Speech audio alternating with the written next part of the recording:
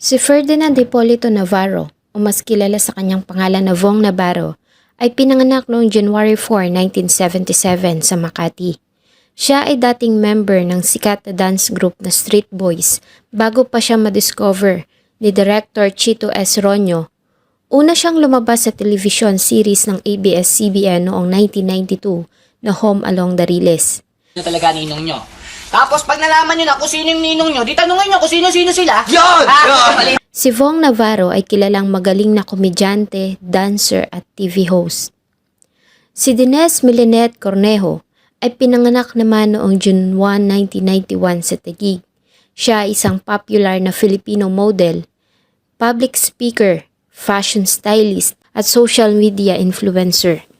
Habang nagtatrabaho bilang modelo, ay nag-aaral siya sa De La Salle University.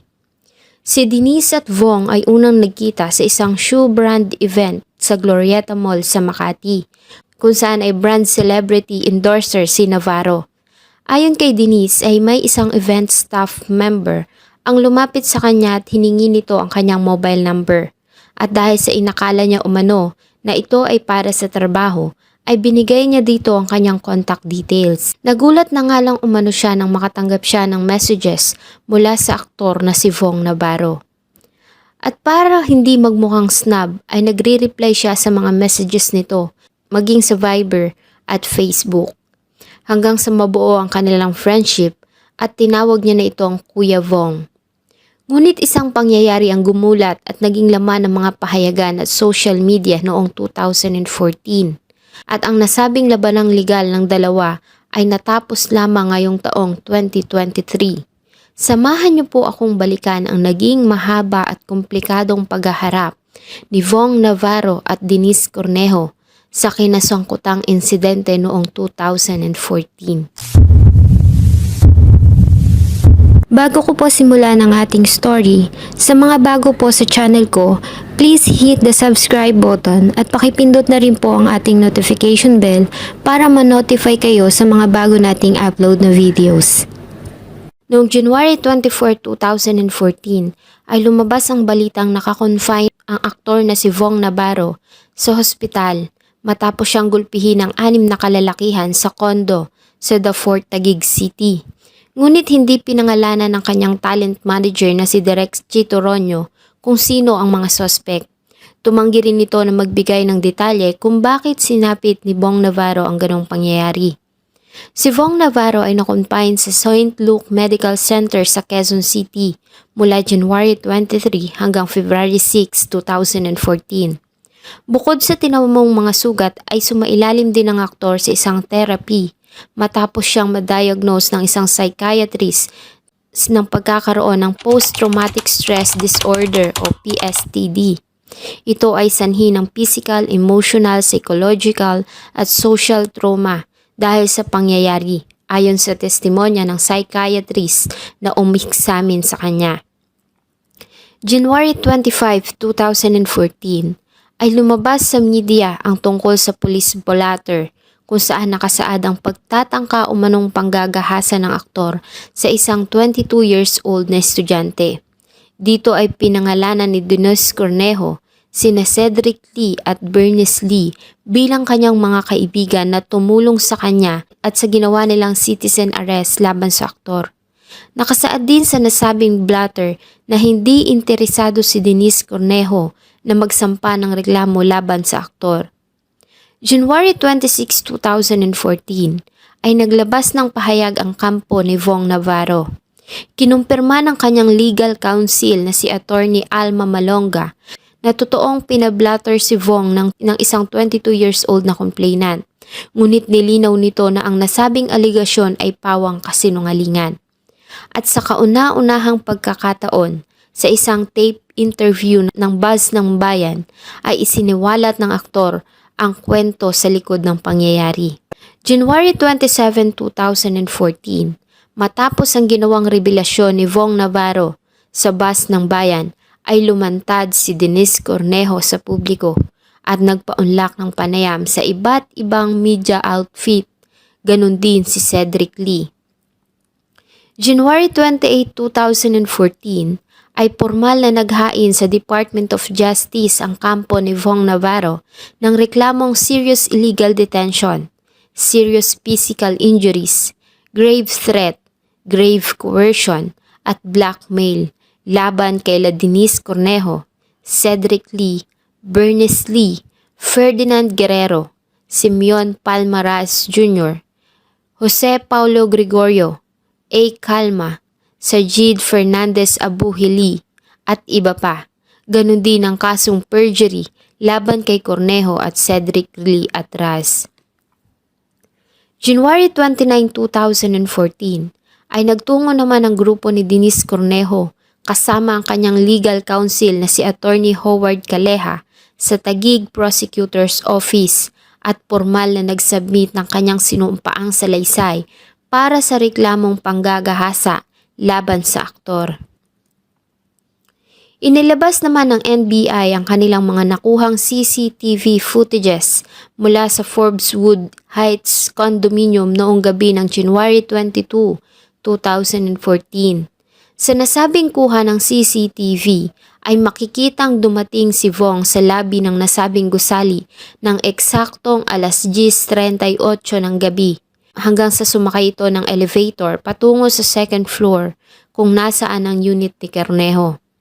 Makikita din sa CCTV footage ang pagdating ni Cedric Lee sa labi ng kondo sa ganap na 10:41 ng gabi sa pagitan ng 10:38 PM hanggang 10:41 ay nakita si Cornejo kasama ang grupo ni Cedric Lee at kapatid nitong si Bernice hanggang sa dalhin nila ang nakataling si Vong Navarro palabas ng kondo. Ayon sa report ng NBI ay kapansin-pansin umano na lumabas ng kondo na nakagapos ang aktor kasama sila Cedric Lee, Denise, Bernice at 5 pang kalalakihan, gayong tanging si sila Cedric, Bernice, Denise, Ferdinand at Jed Fernandez lamang ang nakita sa CCTV na pumasok sa labi ng kondo. February 6, 2014 ay personal na nagtungo si Vong Navarro sa tanggapan ng Department of Justice para panumpaan at lagdaan ang kanyang supplemental affidavit tungkol sa nangyaring pambubugbog sa kanya. Kasama sa isinabmit ng aktor ay ang nakalap na CCTV footages ng NBI mula sa Forbeswood Heights condominium. February 13, 2014 ay inilabas ng NBI sa publiko ang isa pang kuha ng CCTV kung saan ay makikita ang hinalika ni Cedric Lee si Denise Cornejo sa leeg habang lula ng ang mga ito ng elevator sa loob ng Forbeswood. Ito ay kuha nang bumalik ang grupo sa kondo matapos na ipablatter ang aktor sa Southern Police District. Ayon sa bersyon ni Denise ng pangyayari noong January 17, 2014, ay pumayag siya na makipagkita kay Vong Navarro sa kanyang condo unit sa Forbeswood condominium sa Bonifacio Global City. Ito ay para makaiwas sa chismis dahil sa celebrity status ng aktor na host ng It's Showtime. Ayon sa kanya ay una na siyang nakatanggap ng tawag galing sa isang babaeng kaibigan at sabi nito ay pupunta ito sa kanyang kondo. Makalipas lamang ang ilang minuto ay muli siyang nakatanggap ng tawag mula kay Vong Navarro kung saan ay sinabi umano ng aktor na nasa baba siya ng labi. Ayon kay Denise ay sinundo niya si Vong Navarro sa labi ng kondo kung saan ay pinakilala niya pa ito sa guard na naka-duty bago sila sabay na pumanhik sa kanyang unit.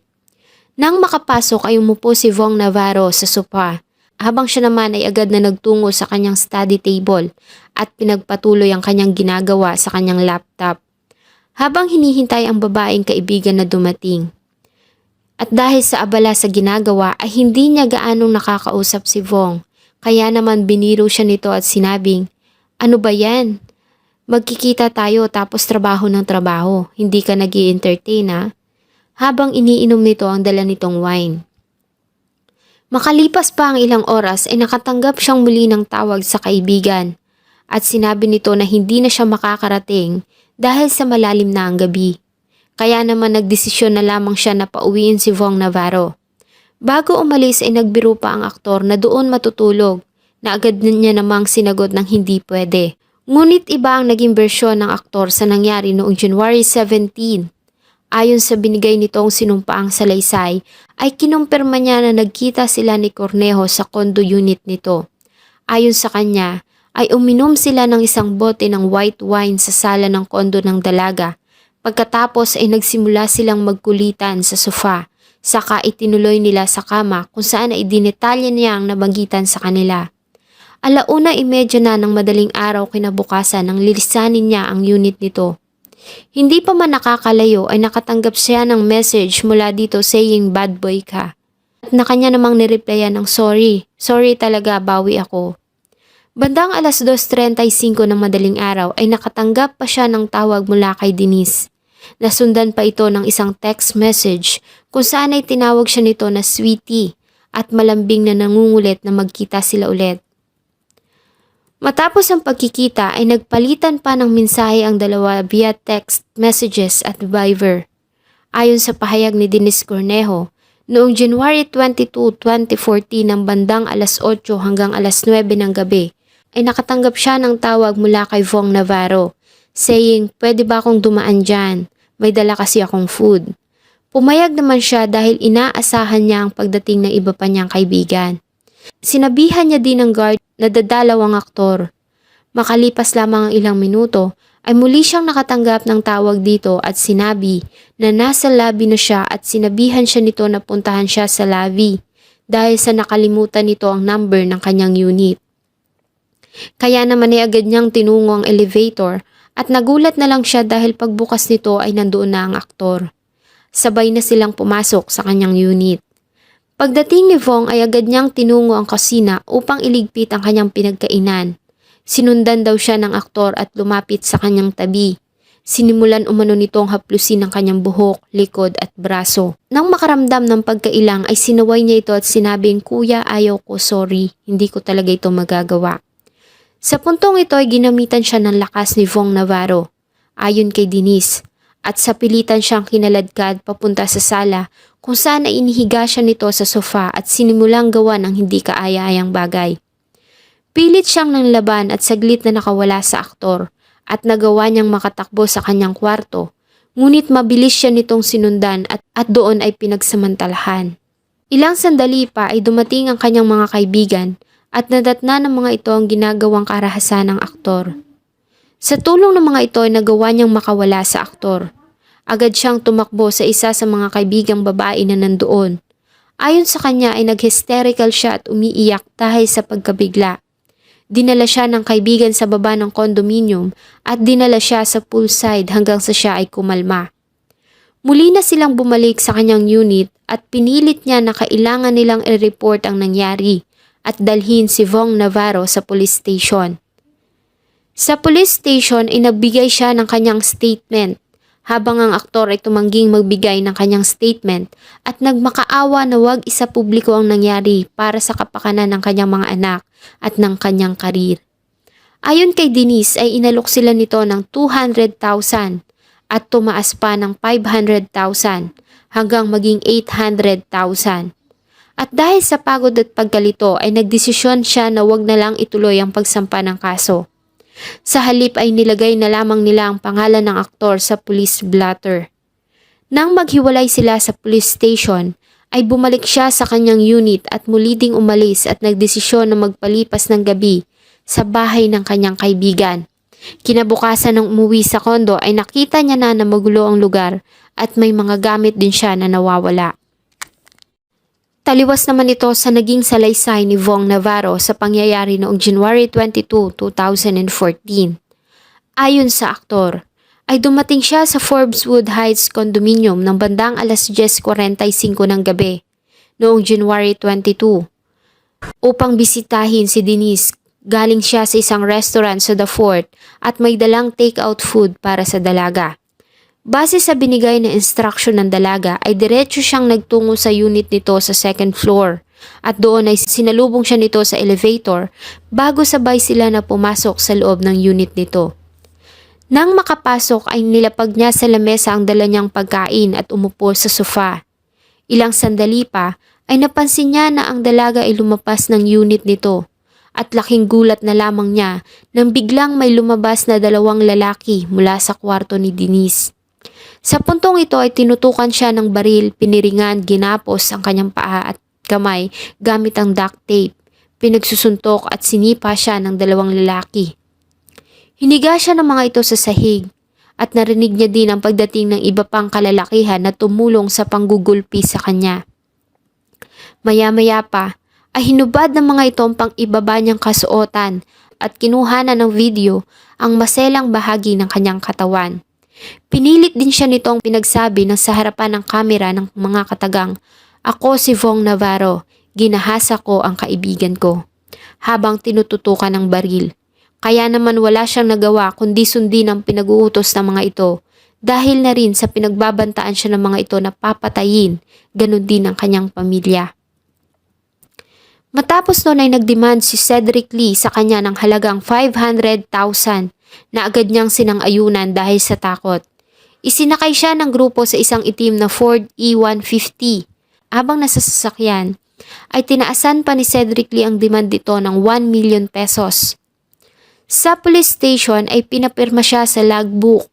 Si Cedric Lee at ang mga kasama nito ay sinabi sa mga pulis na nahuli nila si Vong Navarro na nakadagan kay Denise Cornejo. Doon ay muling tinaasan ni Cedric Lee ang hinihingi nitong halaga na 200 million pesos na tinanggihan na ng aktor. Muli siyang tinakot ng grupo na ilalabas nila ang video kapag gumawa siya na kahit na anong hakbang laban sa kanila. At dahil sa takot ay napilitan siya na tumahimik at huwag magbigay ng statement sa mga pulis.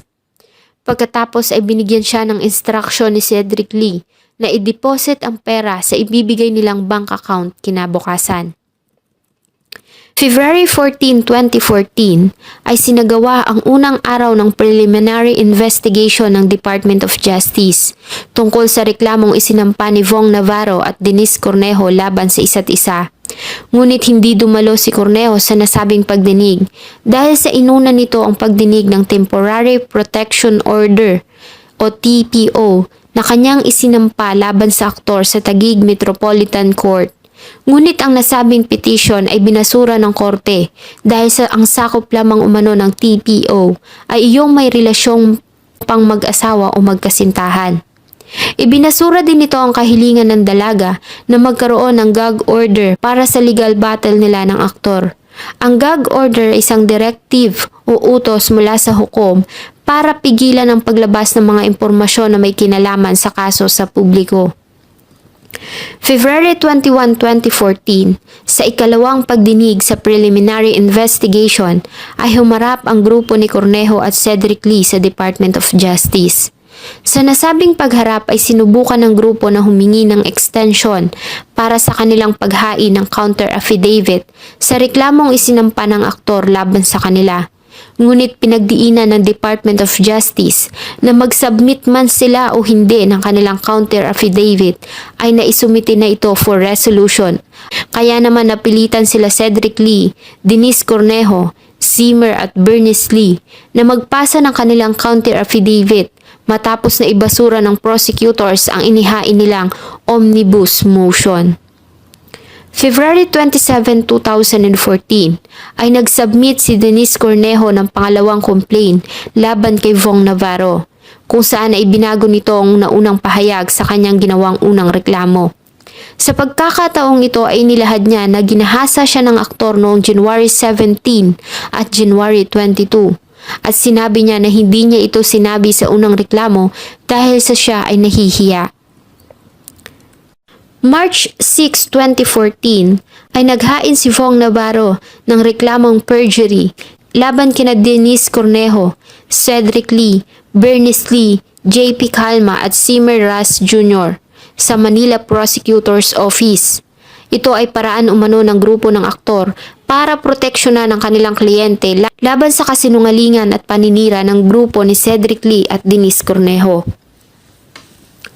March 7, 2014, sa isang panayam ay nanindigan si Denise Cornejo sa kanyang akusasyon laban sa aktor at kinwestiyon din nito ang pagsasapubliko ng NBI sa CCTV footage kung saan ay nakitang magkahalikan sila ni Cedric Lee sa loob ng elevator ng Forbes Wood Sinabi nito na wala silang relasyon ni Cedric Lee at ang nasabing kuha ng CCTV March 9, 2014 ay muling nakita ng madlang people ang aktor na si Vong Navarro sa noontime show na It's Showtime.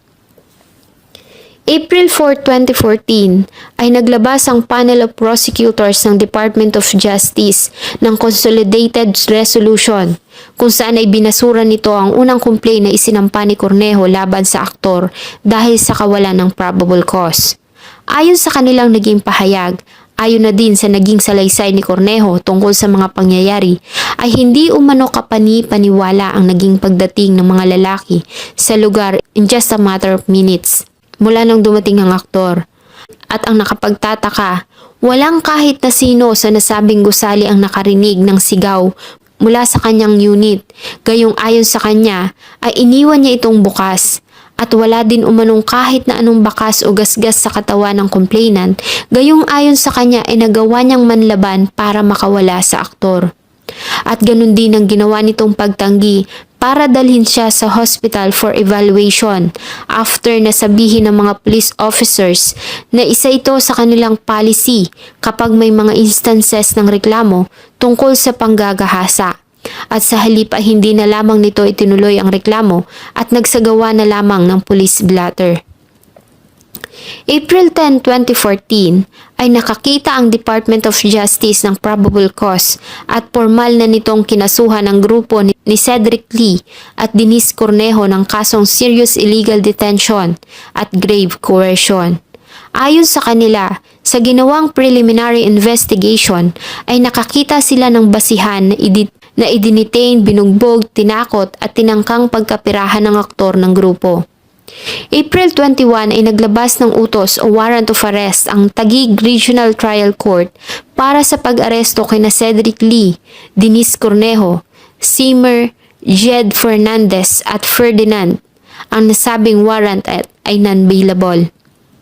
April 26, 2014 ay inaresto ng mga otoridad si Cedric Lee at Seymour sa Eastern Samar kung saan ay sinabing nagtago ang dalawa at binalik sila ng Manila kinabukasan kung saan ay pansamantala silang idinitain sa tanggapan ng National Bureau of Investigation. May 5, 2014 ay voluntaryo namang sumuko si Denise Cornejo sa tanggapan ng Philippine National Police sa Camp Crame. Kinabukasan May 6 sa kauna-unahang pagkakataon ay muling nagharap sila Vong Navarro, Cedric Lee, Denise Cornejo at Seymour sa pagdinig na ginawa sa Taguig Regional Trial Court Branch 271. Nandoon din si Bernice Lee at isa pang akusado sa kasong grave coercion.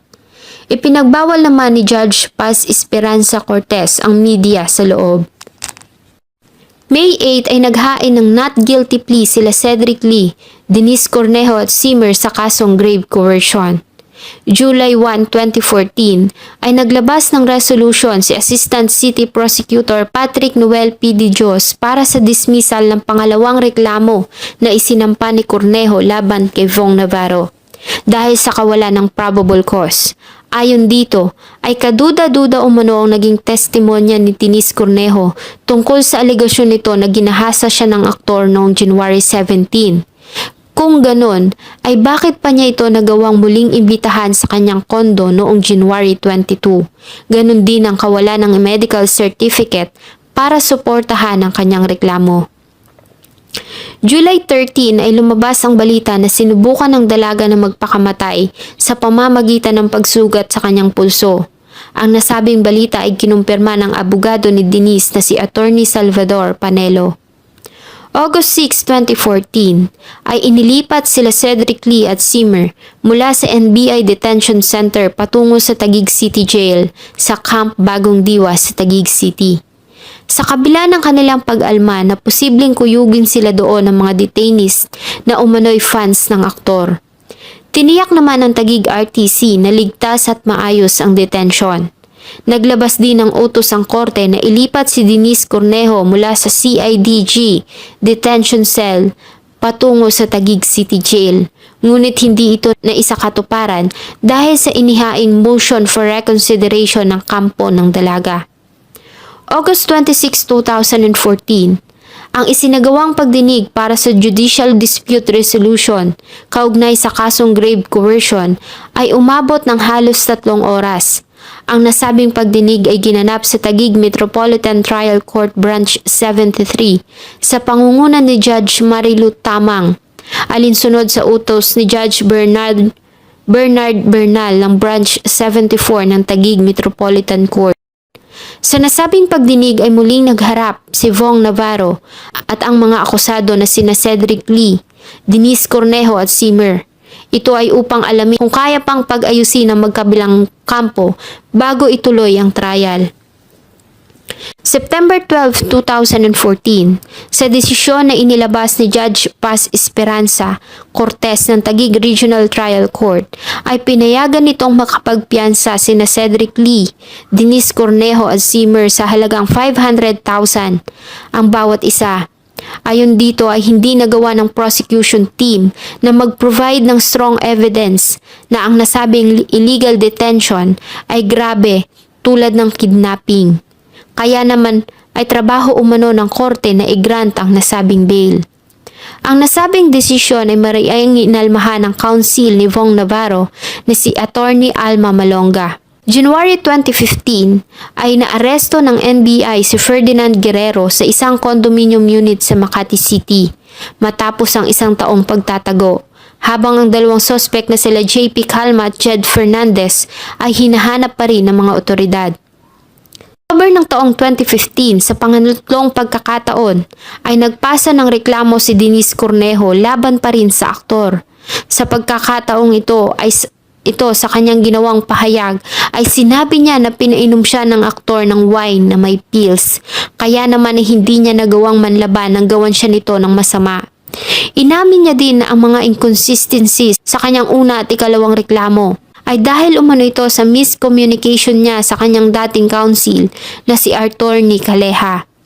Dahil sa nag-focus umano sila sa kanilang ginawang depensa laban sa charges na isinampa laban sa kanila ng aktor.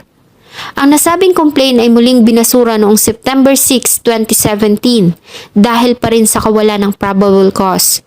Ayon kay Prosecutor General Severino H. Ganya Jr., ang naging statement ni Denise ay taliwas sa mga nakuhang CCTV footages.